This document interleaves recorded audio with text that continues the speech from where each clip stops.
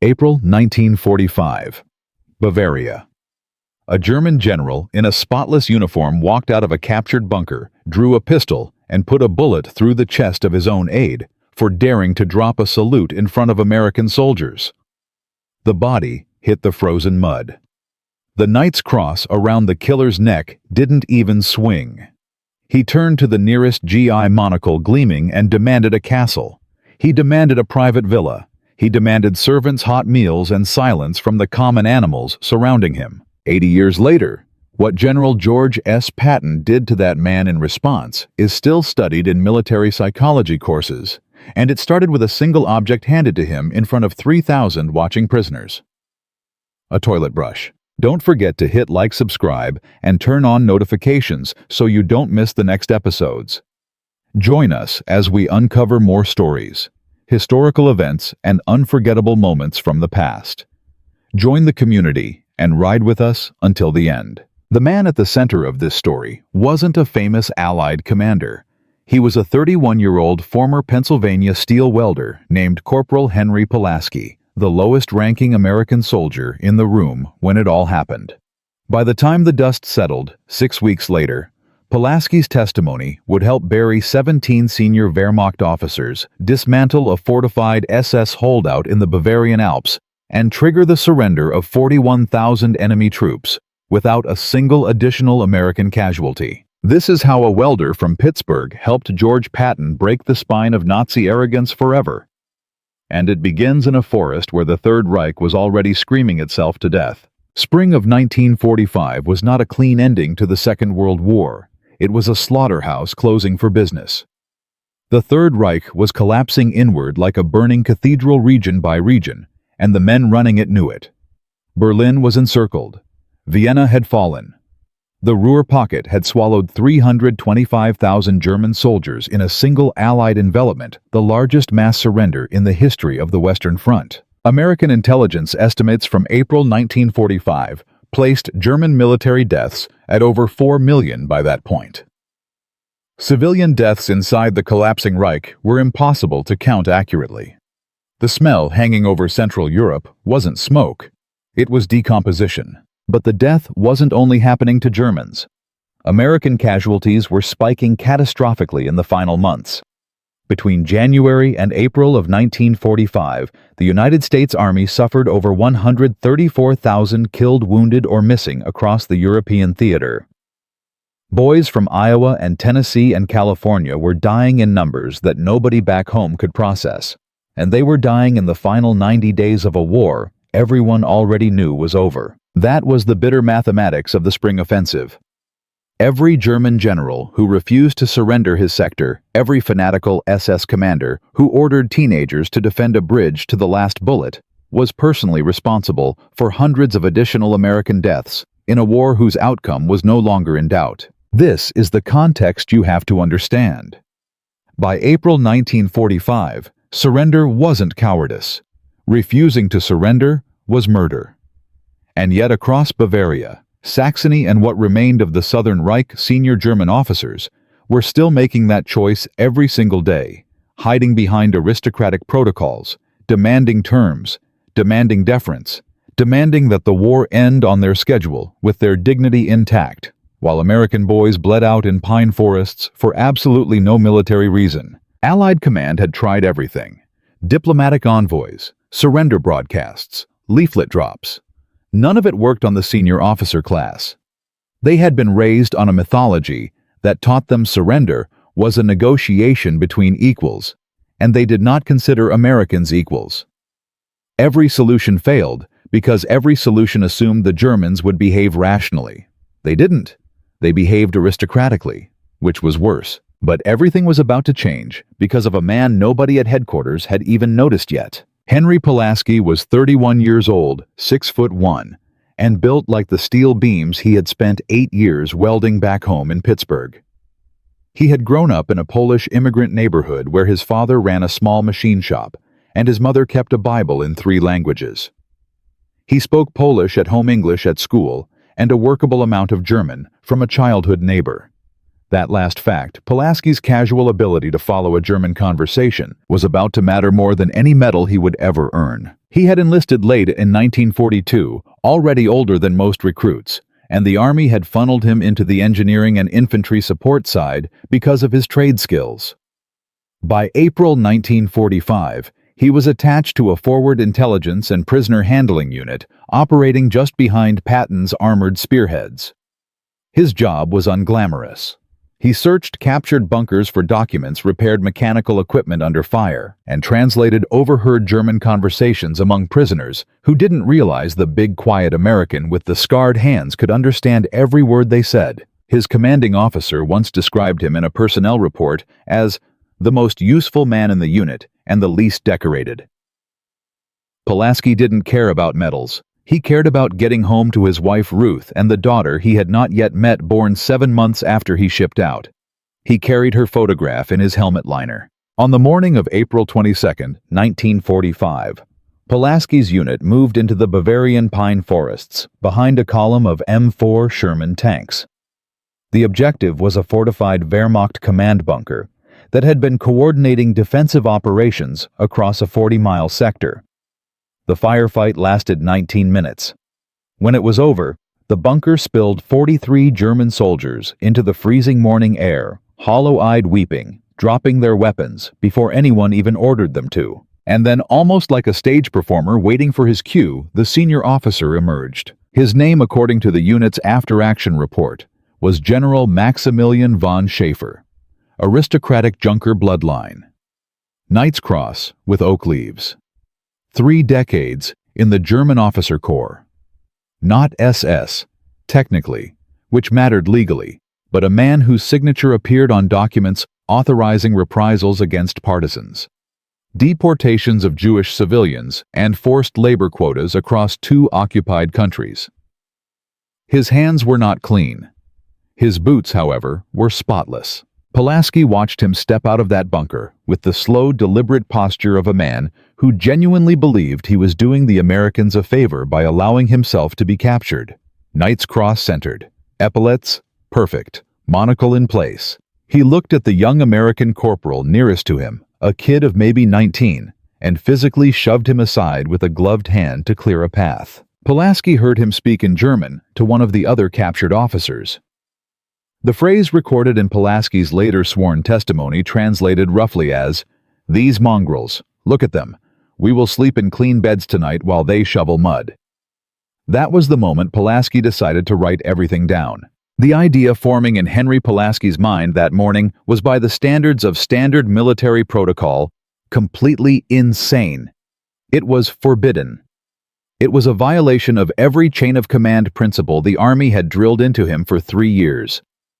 Pulaski, a corporal, was about to draft a private intelligence memorandum and walk it personally up 6 levels of command, bypassing his lieutenant, his captain, his major, and his colonel, to put it directly into the hands of General George S. Patton himself. If you knew the United States Army in 1945, you understood what this meant. A corporal walking around his entire chain of command was career suicide. It was the kind of stunt that ended with a dishonorable discharge in peacetime and a court-martial in war.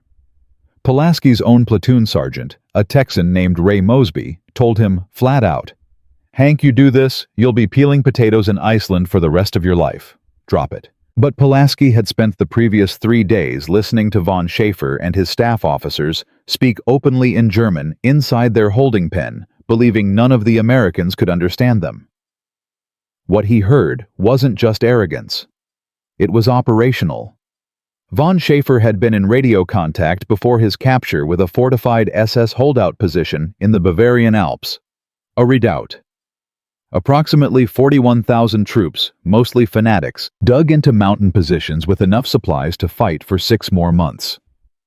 Von Schaefer believed, openly bragged in German, that as long as senior officers like himself were treated according to traditional protocol, housed in castles, granted private quarters, allowed to maintain their dignity, the redoubt commanders would see that resistance still carried honor. They would keep fighting. American boys would keep dying. But von Schaefer had also said something else quietly to his chief of staff that Pulaski caught and memorized word for word.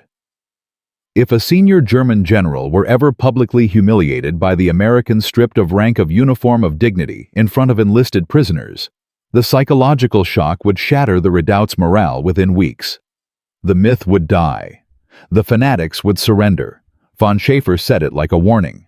Pulaski heard it as a blueprint. He drafted the memorandum that night by candlelight in a half-collapsed barn, hands still smelling of diesel from a tank repair he had done that afternoon.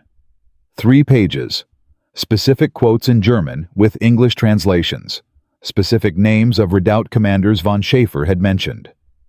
A specific recommendation, written by a corporal to a 4-star general, that the senior captured officers be subjected to deliberate public methodical humiliation as a psychological warfare instrument. It was the most insubordinate document any enlisted man in the Third Army produced that spring. And on the morning of April 24, 1945, Henry Pulaski put it in a sealed envelope, walked past his own platoon sergeant, hitched a ride on a supply truck heading to Patton's mobile headquarters, and personally handed it to a startled aide-de-camp at the command tent flap. They did not know that this single envelope, written by a Pittsburgh welder who couldn't even spell psychological correctly on the first draft, was about to save thousands of American lives. The aide opened it. Read the first paragraph. Read the second. Then walked it directly into Patton's tent and laid it on the map table without saying a word. What happened in that tent over the next 40 minutes between a 4-star general known for theatrical rage and a corporal who had never spoken to an officer above the rank of major in his entire life was the test. The first one, the secret one, the conversation that nobody outside that tent witnessed, that doesn't appear in the official Third Army records, but that Pulaski would describe under oath 6 weeks later in testimony, that helped convict 17 men. Patton listened. Patton asked questions in his high-clipped voice. Patton studied the German quotations on page 2 for what felt to Pulaski like an entire hour. And then Patton looked up at the corporal standing rigid in front of his map table and said 7 words that changed everything. "Son, you're going to translate for me." The plan they sketched out in that tent over the next 2 hours was not in any field manual. It was psychological warfare improvised on the spot, using a captured German general as the live test subject and an entire prisoner camp as the audience. Patton ordered the immediate transport of von Schaeffer to a holding facility near Augsburg, where 3,000 German enlisted prisoners were already housed. He ordered Pulaski reassigned effective immediately to his personal staff as a translator and observer. And he ordered something else, something specific that the aide had to ask him to repeat twice to make sure he had heard correctly. He ordered a single galvanized bucket, a stiff bristled scrubbing brush, and a set of unmarked gray prisoner fatigues to be waiting in the camp commandant's office by 0600 the following morning. The first test was about to begin. But what Patton and Pulaski did not yet know was that von Schaeffer had a countermove, a radio frequency, a code phrase, and a window of exactly 72 hours before the redoubt commanders in the Alps received word of his fate and made their decision about the next phase of the war. If the humiliation worked, 41,000 fanatics would lay down their arms. If it failed, if von Schaeffer found a way to send a single signal out, the war in Bavaria would extend by 6 more months and cost an estimated 27,000 additional American lives. In Part 2, you'll see exactly how Henry Pulaski, a Pittsburgh welder who had never given an order in his life, walked into a prison camp of 3,000 enemy soldiers, stood beside the most feared general in the United States Army, and handed a Knight's Cross recipient a toilet brush in front of every single man who had ever called him sir. And what happened in the next 90 seconds broke something in the Third Reich that artillery never could. April 25, 1945. Augsburg, Bavaria. A Pittsburgh welder named Henry Pulaski had just handed General George S. Patton a 3-page memorandum that proposed using a captured Wehrmacht general as a live psychological warfare experiment. Patton had agreed. A bucket, a brush, and a set of gray prisoner fatigues were already waiting in the camp commandant's office. But before any of it could happen, Patton had to get past one man. A man with 2 stars, a Yale law degree, a clipboard full of Geneva Convention citations, and the explicit authority to shut the entire operation down before sunrise. His name was Major General Walter Reinhardt, Deputy Judge Advocate for the European Theater. And according to Third Army communications logs from that morning, he was already on a transport plane heading to Augsburg with a single goal: stop Patton, protect the prisoner, file charges if necessary.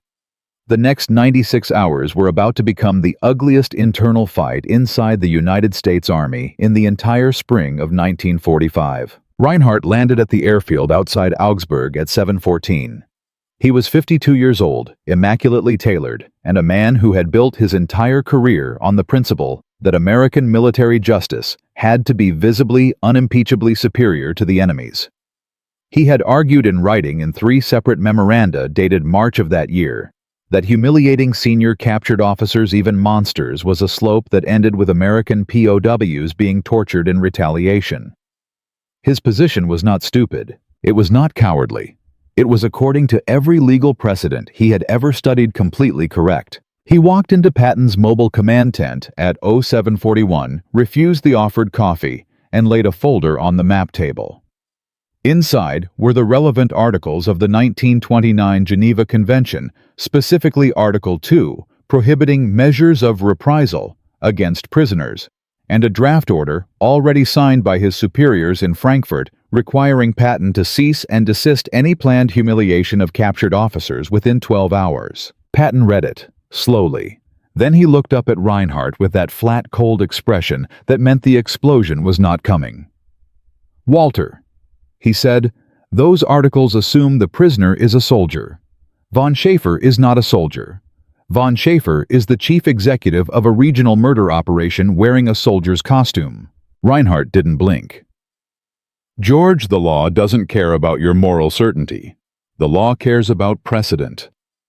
You do this, and every American boy in a German camp east of here pays for it within a week." The argument went on for 2 hours. Pulaski stood in the corner of the tent the entire time, holding a notepad, taking dictation when ordered, sweating through his uniform. He watched a 4-star general and a 2-star judge advocate fight each other to a complete tactical stalemate. Reinhardt threatened formal charges. Patton threatened to ignore them. Reinhardt threatened to call Eisenhower personally. Patton invited him to use the radio. By 9:45, Reinhardt had won. Officially. The order was on the table. Patton was forbidden from publicly stripping or humiliating any captured officer above the rank of major. Pulaski's 3-page memorandum had been overruled by the United States Army before the experiment had even begun. And outside the tent, Von Schaefer was eating a hot breakfast in a private holding room with 2 pillows and a wool blanket, exactly the accommodations he had demanded. Pulaski thought it was over. He was about to find his unexpected ally. Her name was Captain Eleanor Vance. She was 34 years old, a former Columbia University psychology professor, and one of only 4 women holding officer rank in the Third Army's intelligence section.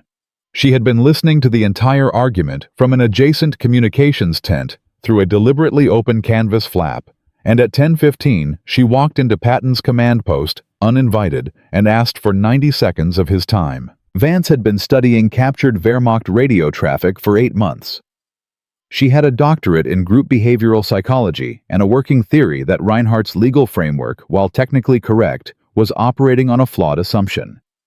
The Geneva Convention protected soldiers from reprisal, but Vance argued that what Pulaski's memorandum proposed was not reprisal, it was protocol enforcement. Stripping rank from a man who had forfeited the right to that rank through documented war crimes was not punishment. It was correction. She had spent the previous night drafting a 40-page legal and psychological brief that reframed the entire operation, not as humiliation, as demotion. A formal administrative reduction in rank, conducted publicly on the grounds that von Schaefer's documented orders, authorizing civilian deportations, constituted conduct unbecoming an officer under any military code, including the German one. The Geneva Convention did not protect a man's epaulets, only his life and basic dignity. Patton read her brief in 17 minutes. Then he laughed the sharp, almost barking laugh his staff knew meant he had just found a weapon. The plan they assembled over the next 36 hours was surgical. One trial, one official military demotion ceremony. 3,000 German enlisted prisoners as witnesses. Reinhardt would be invited to observe in his official legal capacity, which Vance argued would actually strengthen the legitimacy of the proceeding rather than block it. If the demotion held legally, it became precedent. If von Schaefer broke psychologically and revealed the redoubt's radio frequency, it became a war-winning intelligence asset. But there was a catch. Vance's framework only worked if the ceremony was conducted with absolute legal precision. No screaming. No theatrical Patton outbursts. No improvisation. The entire operation had to be ice-cold, procedurally flawless, and witnessed by Reinhardt himself. One mistake, one violation of protocol, and the whole thing collapsed into the war crime Reinhardt had predicted. The ceremony was scheduled for 0600 on April 27, 1945. Pulaski did not sleep the night before. The camp parade ground at Augsburg was a flat rectangle of frozen mud, 200 meters by 120 meters, surrounded on three sides by single-story prisoner barracks. At 0547, 3,000 German enlisted men were marched out and arranged in formation by their own non-commissioned officers, a deliberate Vance touch designed to make the proceeding feel like a German military function rather than an American one. The morning fog hung at chest height. The temperature was -2 Celsius. Reinhardt arrived at 0554 with 2 military police escorts and stood 12 feet to Patton's left, holding a clipboard uniform, pressed expression unreadable. Vance stood behind Patton, holding the formal demotion documents. Pulaski stood beside her as the designated translator, hands shaking inside his gloves. Von Schaefer was brought out at exactly 600. He was still wearing his full-dress uniform. Knight's Cross. Epaulets. Monocle. He had been told nothing about what was coming. He believed, based on the comfortable accommodations of the previous 48 hours, that he was about to be transferred to a senior officer holding facility. He walked across the frozen mud with his shoulders back and his chin slightly raised. Patton did not speak first. Vance did. She read the formal charges in clear, slow English. Pulaski translated each sentence into precise German, loud enough for the 3,000 watching enlisted men to hear every word. The charges were not war crimes in the abstract. They were specific. Order 47B, authorizing the deportation of 1,847 civilians from a named village in occupied Poland in 1942. Order 53C, authorizing reprisal executions of 23 named partisans in 1943. Order 71. Authorizing forced labor quotas, resulting in 412 documented deaths in 1944. Each order bore von Schaefer's signature. Each document was held up for the prisoner formation to see. Von Schaefer's posture began to change at the second order. His chin came down by about 2 centimeters. His left hand, which had been resting at his side, twitched once. By the seventh order, his shoulders had dropped. Vance finished reading at 0623. The ceremony moved to the second phase. Under the framework she had constructed, von Schaefer was now formally stripped of rank for conduct unbecoming. 2 American military police stepped forward. They did not shout. They did not push. They moved with the procedural calm of men conducting a parade ground inspection. The Knight's Cross was unclipped. The epaulets were unstitched, not torn. The medals were removed one at a time and placed on a small wooden table beside Vance, each one inventoried aloud by Pulaski in German. The monocle fell out on its own at 6:31. Nobody picked it up. Reinhardt did not move, did not object, did not write a single note on his clipboard. He was watching the 3,000 enlisted men. So was Vance. So was Pulaski. The ripple started in the third row of the formation. A Wehrmacht corporal, maybe 20 years old, made a small sound. Half a laugh, half a sob. The man beside him made the same sound. Within 90 seconds, the entire formation was rippling with it. A low, broken murmur that was neither mockery nor grief, but something stranger. The sound of 3,000 men watching the load-bearing wall of their entire ideological universe quietly fall over in the mud. Von Schaefer, now in gray prisoner fatigues, was handed a galvanized bucket and a stiff bristled scrubbing brush.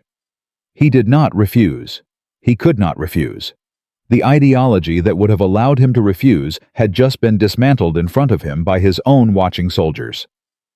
He took the bucket. He took the brush. He walked across the parade ground toward the latrines past 3,000 pairs of German eyes, and the only sound on the ground was the wet crunch of his boots in the freezing mud. Reinhardt turned to Patton at 0641 and said exactly 6 words. "George, get me Vance's brief, now." The legal precedent was secured. The psychological weapon was operational. And by noon that same day, von Schaefer, broken weeping, soft-handed, and out of mythology to hide behind, was being interrogated by Pulaski in a heated room with hot coffee and a sympathetic translator. He gave up the redoubt's radio frequency at 1407. He gave up the code phrase at 1431. He gave up the names of 17 senior officers still operating in the Bavarian Alps by 1612. Within 72 hours, intelligence intercepts confirmed that word of von Schaefer's public demotion was already spreading through the redoubt's communication network. Officers there began arguing among themselves. Discipline cracked. The first surrender feelers came through on the evening of April 30th, but the redoubt had not surrendered yet. 41,000 fanatics were still dug into the mountains, and one of von Schaefer's named officers, an SS colonel named Heinrich Voss, had just sent his own coded message back through the network, a message that American cryptographers would not decode for another 4 days. The message ordered the immediate execution of every American prisoner held inside the redoubt's perimeter.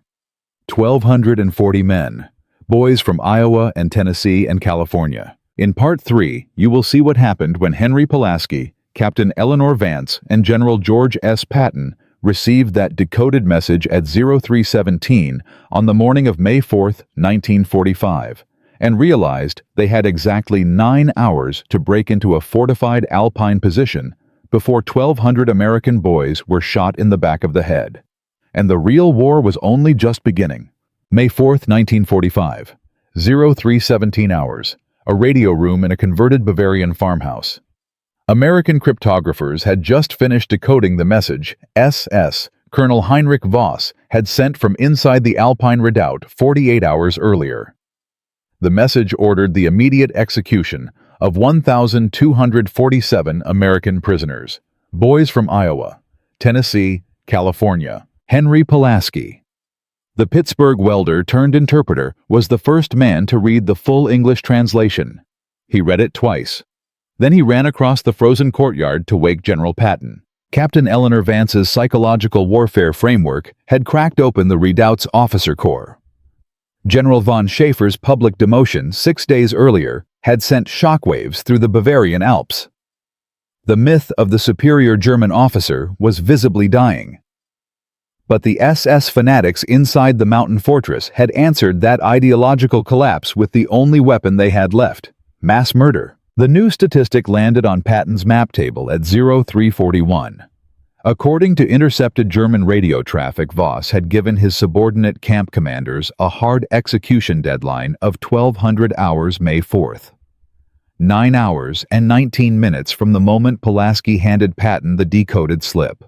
This was no longer an experiment. The German reaction inside the redoubt had escalated faster than anyone in the Third Army predicted. Vance's intelligence section had been tracking enemy radio chatter for 6 straight days, and the pattern was unmistakable. Within 36 hours of von Schaefer's demotion ceremony, 11 separate Wehrmacht units inside the Alpine perimeter had requested clarification from their senior command on whether continued resistance was authorized. Discipline was visibly fracturing. 3 regimental commanders had already attempted unauthorized surrender contacts through Swiss intermediaries, but the SS had responded with a counter-strategy of pure terror. Voss convened an emergency war council on the night of May 2nd, inside a fortified bunker beneath the village of Berchtesgaden. 17 senior SS officers attended. According to a deserter's testimony recorded 4 days later, Voss told them plainly that the redoubt's only remaining strategic asset was the American prisoner population. 1,247 men held across 9 separate camps. If the Wehrmacht officer corps was psychologically broken, the SS would use those prisoners as both leverage and warning. His exact phrase translated by Pulaski from the deserter's account: "The Americans must learn that breaking our generals costs them their sons." Enemy losses outside the redoubt had been catastrophic in the preceding week. Third Army intelligence logged 14,200 German surrenders between April 28th and May 3rd, the highest 7-day surrender rate of the entire European campaign. Wehrmacht morale was in freefall. But inside the mountain perimeter, the SS tightened its grip. Civilian executions in the redoubt's 3 largest villages tripled. 2 captured American pilots were publicly hanged at Salzburg on May 1st in what intercepted radio traffic openly described as a demonstration. Voss was not trying to win the war. He was trying to make ending it expensive. But this was not the only crisis closing in on Patton's command post. Captain Vance discovered the technical problem at 0402. Her psychological warfare model had been built on a critical assumption: that the demotion ceremony's effect would propagate through the redoubt slowly over weeks, allowing intelligence to exploit the resulting officer-class confusion before any organized counter-reaction. But the SS had moved faster than her model predicted. Her own framework had compressed the timeline against her. Worse, the political pressure was now coming from Frankfurt. Major General Walter Reinhardt, the same judge advocate who had nearly shut the operation down, had been overruled by his superiors when the demotion ceremony's intelligence yield proved enormous. But now, those same superiors were demanding to know why the operation's success had triggered a mass execution order against American prisoners. Reinhardt had warned them this would happen. The internal army memo traffic that morning was brutal. Pulaski caught some of the worst of it. A staff colonel named Briggs, who had opposed the ceremony from the beginning, openly accused the corporal in front of 3 other officers of having authored a memorandum that was about to get 1,247 American boys murdered. Pulaski did not respond. He could not respond. He simply stood there in the radio room, holding the decoded slip in his hands and trying not to think about the photograph of his daughter in his helmet liner. Vance pulled him aside at 0429. Her voice was low and exact. She told him the framework had not failed. The framework had worked. The mass execution order was not a refutation of the operation. It was confirmation that the operation had hit the SS exactly where it hurt. The question now was not whether they had been right. The question was whether they could exploit the breakdown fast enough to save the prisoners before Voss's deadline. Patton made the decision at 0451. Operation Hammerstrike was authorized at 0517. A combined armored and airborne assault on the redoubt's 3 primary prisoner camps, executed simultaneously with the goal of liberating all 1,247 Americans before noon. The operation was insane by every standard military doctrine. The redoubt's mountain terrain was designed to defeat exactly this kind of fast assault. The SS garrisons were entrenched. American casualty estimates from Third Army planning staff ranged between 800 and 2,200 dead in the first 6 hours. But Vance had an angle nobody else had considered. She walked into Patton's tent at 0533 with a folder containing the names of the 17 Wehrmacht officers von Schaefer had given up under interrogation. 12 of those officers were currently inside the redoubt. 9 of them had attended Voss's War Council on May 2nd, and 3 of them, according to intercepts, had voted against the execution order and been overruled. Those 3 men were the lever. Pulaski was sent forward with a Wehrmacht officer's uniform pulled from captured stock and a forged set of orders bearing von Schaefer's signature hand-copied by Vance from the original demotion documents. The forgery was good enough to pass a glance. It would not survive close inspection.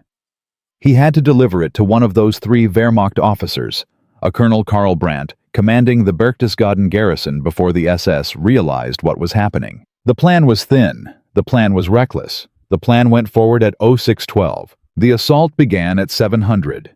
3 American armored columns moved up the Salzach Valley, while 2 airborne battalions dropped onto secondary objectives behind the SS fortifications. The terrain favored the defenders by every measurable factor. Steep gradients, narrow approach roads, pre-registered artillery positions. The first Sherman tanks that crested the ridge above Bischofswiesen took heavy 88mm fire and lost 3 vehicles in the opening 4 minutes. Pulaski rode in the second jeep of the lead column. He was wearing a German colonel's greatcoat over his American uniform. The forged orders were inside his jacket. His German was good, but not native. If anyone asked him a complicated question, he was dead. The convoy hit the outer Berchtesgaden checkpoint at 0743. Pulaski climbed out of the jeep alone. He walked across 40 meters of open road toward 2 SS guards holding MP-40 submachine guns. He did not run. He did not look back. He held the forged orders in his left hand and a small leather portfolio in his right. He delivered the line Vance had drilled into him for 90 minutes the previous night. 8 words in clipped Berlin German. Urgent counter orders from Munich, Colonel Brandt only. The senior guard hesitated, looked at the seal, looked at the signature, looked at Pulaski's face, then waved him through. Pulaski found Colonel Brandt in a stone command post at 0801. Brandt was 49 years old, exhausted, and he recognized that the orders were forged within 7 seconds of opening them. Pulaski watched the recognition happen. He watched Brandt's eyes move from the signature to his face, and then to the door. Then Brandt did something nobody had predicted. He folded the orders. He placed them in his desk drawer. He looked at Pulaski and said in clean English, "How many men do you have outside this position?" Pulaski told him the truth. 2 armored battalions, 3 airborne companies, closing on Berchtesgaden from 3 directions. Brandt stood up. He walked to his radio. He gave the order to his entire garrison to stand down and surrender to American forces, and then he gave a second order on a frequency Voss did not monitor to his counterparts at the other 2 prisoner camp commands. Stand down, release the prisoners, refuse the execution order. The SS guards at the Berchtesgaden camp were overrun by their own Wehrmacht colleagues at 0847. The American prisoners walked out of the wire at 0912. 523 men. The second camp fell at 10:04. 411 prisoners released alive. The third camp at Howlin was the worst. The SS commandant there refused Brandt's order and began shooting prisoners at 10:41. American airborne troops breached the perimeter at 10:53. The firefight lasted 19 minutes. 313 American prisoners were rescued alive.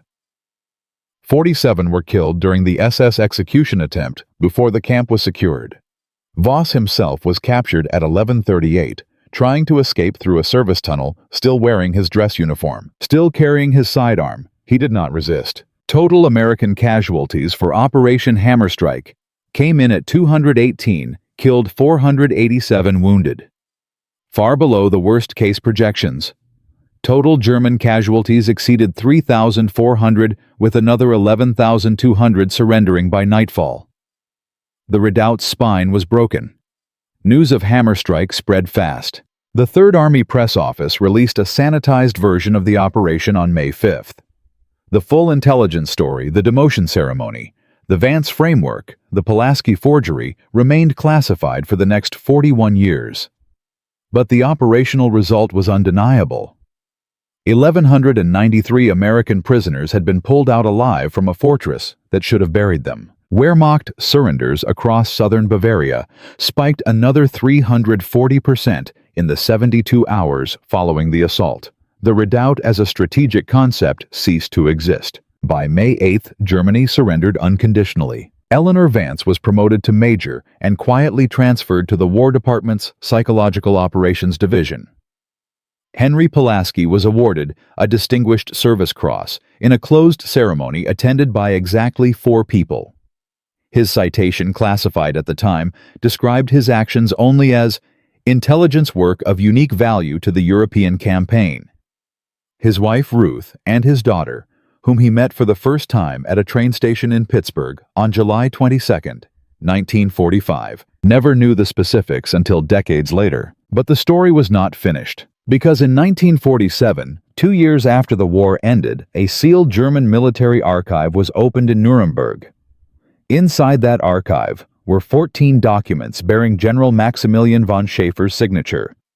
And one of those documents, dated November 1944, contained a name that would force Henry Pulaski back into uniform one final time, change everything he believed about the operation he had helped run, and rewrite his understanding of what the demotion ceremony had truly accomplished. In Part 4, the final chapter, you will see what happened when a Pittsburgh welder discovered that the man he helped break in a Bavarian prison camp had been hiding a secret that reached all the way back to a small village his own family had come from. And the real legacy of April 27, 1945, was something nobody saw coming. April 1945. A Pittsburgh welder named Henry Pulaski wrote a 3-page memorandum to General George S. Patton. That memorandum proposed using a captured Wehrmacht general as a live psychological warfare experiment. Captain Eleanor Vance built the legal framework. Patton authorized the operation. A demotion ceremony in a Bavarian prison camp broke the spine of the Alpine Redoubt. Operation Hammerstrike rescued 1,193 American prisoners. Germany surrendered 11 days later. But the question that hung over the whole story for 41 years was the one nobody could answer at the time. What happened to the man who started it all? Because in 1947, a sealed German military archive opened in Nuremberg. Inside that archive was a document bearing General von Schaeffer's signature, dated November 1944, that contained the name of a small village in southeastern Poland. Pulaski's family came from that village. Success sometimes comes with a price you do not see for decades. Henry Pulaski was discharged from the United States Army on August 18, 1945. He came home to Pittsburgh on a train carrying 412 other returning soldiers. His wife Ruth was waiting on the platform. His daughter Margaret, 2 years and 4 months old, was in her arms. Pulaski had never held her. The photograph in his helmet liner had been the only image of her face he carried through the war. He bent down. He picked her up. He cried for the first time in 3 years. According to a family account recorded by Margaret in 1996, the only thing he said for the next 20 minutes was her name over and over in a voice that did not sound like the man Ruth had married. He did not return to welding. He could not. The Distinguished Service Cross sat in a felt-lined box in his sock drawer for the rest of his life. The classified citation prevented him from ever explaining what he had done in Bavaria. To his neighbors, his co-workers, his church congregation, he was simply a quiet veteran who had served somewhere in Europe and did not like to talk about it. He took a job teaching shop class at a Pittsburgh trade school. He earned $3,200 a year. He never spoke at a single Memorial Day event. Eleanor Vance was promoted to lieutenant colonel by 1948 and ran the War Department's Psychological Operations Division for 19 years. She wrote 4 classified manuals that became the foundational doctrine for American psychological warfare in Korea, Vietnam, and beyond.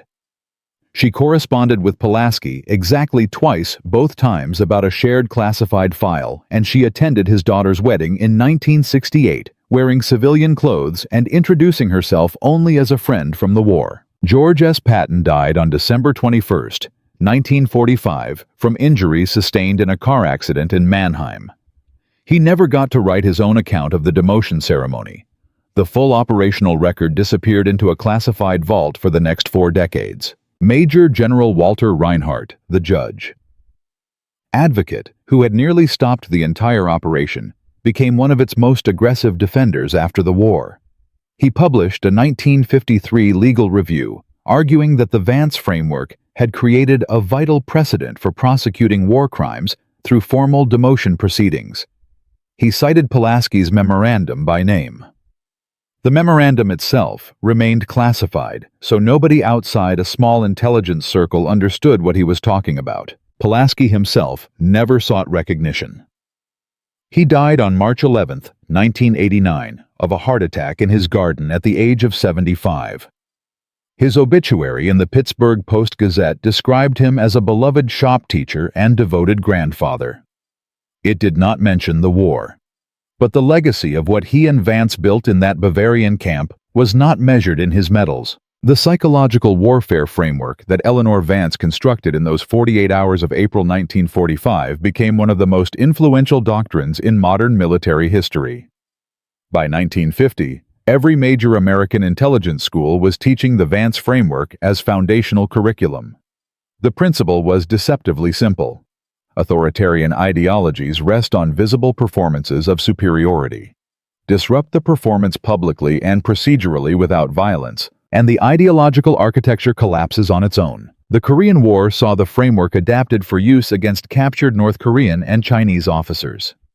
American intelligence officers conducted formal demotion proceedings on 47 documented occasions between 1951 and 1953. The intelligence yield, according to declassified after-action reports, exceeded conventional interrogation by a factor of roughly 3 to 1. In Vietnam, the framework was modified again. American psychological operations units used variations of the Vance model in 312 documented cases, with mixed results that reflected the cultural differences of the conflict. The doctrine was refined, criticized, defended, and refined again, across 30 more years of asymmetric warfare. By 1991, during the Gulf War, formal surrender protocols incorporated direct descendants of Vance's original 1945 brief. Iraqi general officers captured in the closing days of the conflict were processed under what military lawyers privately referred to as Vance proceedings. The cumulative effect, by the most conservative estimate from a 2003 Rand Corporation study, was that psychological warfare doctrines descended from the April 1945 demotion framework had contributed to saving roughly 47,000 American military lives across 6 decades of conflict. The same study estimated another 280,000 enemy combatant lives had been spared through accelerated surrenders in operations where the framework was deployed. Other nations adopted variants. The British SAS incorporated Vance principles into their interrogation doctrine by 1962. The Israeli Defense Forces built an entire psychological operations branch around modified Vance protocols in 1973. By 2010, formal Vance-derived frameworks were taught in military academies in 14 countries. Civilian applications followed. Corporate negotiation training programs in the 1980s adapted the framework's core insights about hierarchical performance. Hostage negotiators studied the Bavarian demotion ceremony as a case study in identifying and disrupting an adversary's psychological load-bearing structures. Police departments across the United States incorporated elements of the framework into crisis intervention training by the late 1990s. But the lesson of April 1945 was not really about technique. The deeper lesson was about who gets to have a good idea. Henry Pulaski was a corporal. He had no formal education beyond high school. He had never written a strategic memorandum in his life before the night he sat in that half-collapsed Bavarian barn with a candle and a borrowed pencil. The United States Army in 1945, like most large institutions in most eras, was structurally designed to ignore men like him. The chain of command exists for excellent reasons, but those reasons also exist as filters that screen out unconventional thinking before it ever reaches the people empowered to act on it. Pulaski violated that filter. He walked around 6 levels of command. By every standard rule of military discipline, his career should have ended in a court-martial. Instead, his memorandum reached a general who happened to be the right kind of unconventional thinker to recognize what was in front of him. History is full of these moments. A French sergeant named André Calmette, who in 1916 sketched the first practical concept for a tracked armored vehicle in a notebook, his lieutenant ridiculed. A Royal Navy electrician named Robert Watson Watt's assistant, who in 1935 made the technical adjustment that turned early radar from a laboratory curiosity into a war-winning detection system. A Soviet truck mechanic named Pavel Abramov, who in 1942 modified a Katyusha rocket launcher mount in ways that became standard across the entire Red Army. The pattern is consistent. The decisive innovation rarely comes from the person the institution expects. It comes from someone close enough to the actual problem to see it clearly and far enough outside the prestige hierarchy to think about it freshly. The institutional cost of ignoring such people is almost always higher than the cost of listening to them. But institutions by their nature find this lesson nearly impossible to internalize. That is the lesson of April 1945. Not the technique, the willingness. But there was one final detail that stayed buried until 1986. When the sealed Nuremberg archive opened in 1947, the document bearing von Schaeffer's signature, dated November 1944, authorized the deportation of 412 civilians from a village called Krasnopol in southeastern Poland. Pulaski's father had emigrated from Krasnopol in 1908. His extended family, 3 uncles, 2 aunts, 11 cousins had stayed. Pulaski was notified through classified channels in September 1947. He learned that 9 of those 13 relatives had died in the deportation von Schaeffer authorized. He had never met them. They were names on his father's old letters. But they were his blood, and the man whose epaulets he had helped strip from a uniform in a Bavarian camp had signed the order that killed them. Pulaski never told his wife. He never told his daughter. He carried that knowledge for 42 years. In 1986, 3 years before his death, he wrote a single private letter to Eleanor Vance, by then 75 years old and retired in Maryland. The letter, which Vance preserved, and which became part of the declassified record after her own death in 1994, contained one paragraph about the Krasnopol document, and one sentence that explained everything about why Henry Pulaski had walked around his entire chain of command on a freezing morning in April 1945 to put a memorandum in General Patton's hands. The sentence read, "I did not know about my family when I wrote it, but I think somehow the memorandum knew." History rarely offers endings that clean, but sometimes it offers them. From a Pittsburgh welder with an idea his own sergeant called insane to a psychological warfare doctrine that has shaped 6 decades of American military operations and saved an estimated 47,000 American lives. Henry Pulaski proved that the most decisive weapons of war are not always the loudest ones. Sometimes they are 3 pages of carefully written observations carried up a chain of command by a man who had no business being there. He never became famous. He died teaching teenagers how to weld in a Pittsburgh trade school. The medal in his sock drawer never came out except once a year on the anniversary of the day he met his daughter at the train station. That is the power of the unnoticed mind. If you know a story like Pulaski's a quiet figure whose unremarked decision shifted the gears of history, drop it in the comments below. There are hundreds of these forgotten architects scattered across the Second World War alone, and we are working through them one at a time. Hit subscribe and turn on notifications so you do not miss the next one. And remember this: the men who built the world we live in were almost never the men whose names we remember. They were the welders, the cooks, the corporals, the clerks. They were the ones who saw something nobody else was looking at and decided against every rule of the system around them to write it down anyway. Stay hard. Stay curious. Question the sanitized version. See you in the next one.